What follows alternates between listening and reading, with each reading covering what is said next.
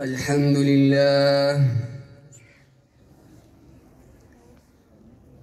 لله الذي نزل على عبده الفرقان ليكون للعالمين نذيرا، واشهد أن لا إله إلا الله، واشهد أن سيدنا محمدا عبده ورسوله. أما بعد، فقد قال تبارك وتعالى في القرآن المجيد والفرقان الحميد: أعوذ بالله من الشيطان الرجيم، بسم الله الرحمن الرحيم. سبحان الذي أسرى بعبده ليلا من المسجد الحرام إلى المسجد الأقصى الذي باركنا حوله لنريه من آياتنا، إنه هو السميع البصير. وقال النبي صلى الله عليه وسلم: لا تشد الرحال إلا إلى 3 مساجد: مسجد الحرام، ومسجد الأقصى، ومسجدي هذا.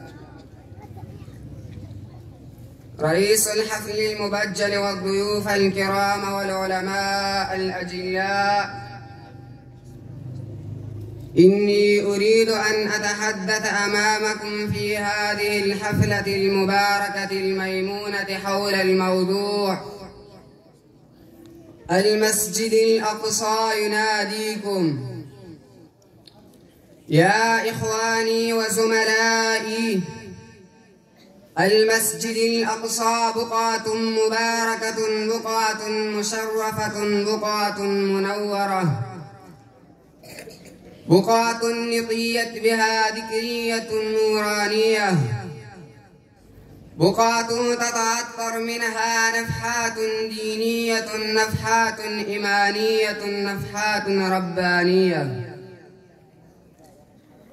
تتفتح بها الأزهار المتناوعة العطرة من الإيمان واليقين، بقعة مربوط بها تاريخنا المشرف، بقعة أسرى بها حبيبنا وشفيعنا محمد صلى الله عليه وسلم، وعرج إلى رفيقه الأعلى، فهناك تكلمه من وراء حجاب، وشاهد المناظر الغيب من الجنة والجحيم. هذا هو المسجد الأقصى الذي بناها نبينا جليل سليمان عليه الصلاة والسلام لعبادة الله وحده، وهو الكعبة الأولى التي توجه إليها المسلمون في عبادتهم وصلواتهم إلى أمد مديد، حتى أمر نبينا الخاتم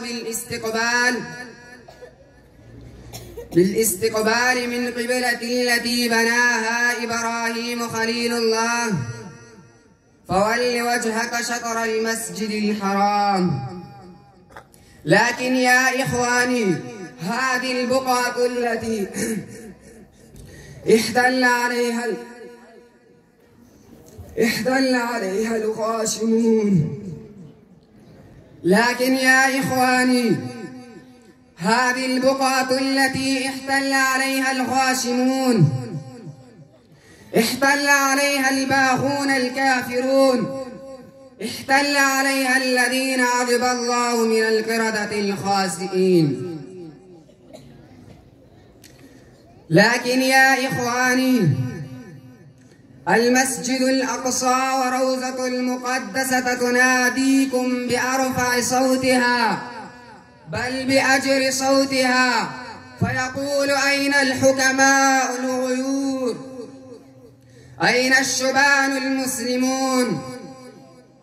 أين حارس الحرام المقدس؟ أين أصحاب المحمديون؟ أين متبعو صلاح الدين الأيوبي؟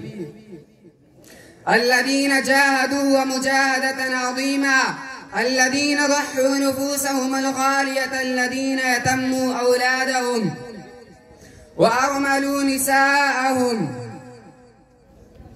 والذين ثبتوا ولم يتزلزلوا.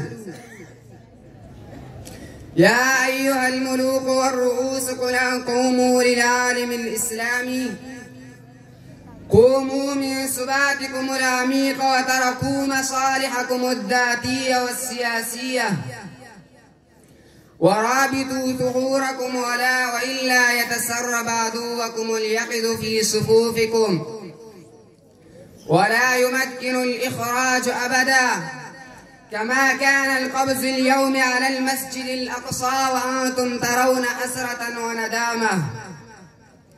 وفي الآخر ندعو الله أن يوفقنا للمقابلة العظيمة والجهاد في سبيل الله لتعلو كلمته على المأمورة كلها ونسعد في الدارين إن شاء الله، وما توفيقي إلا بالله.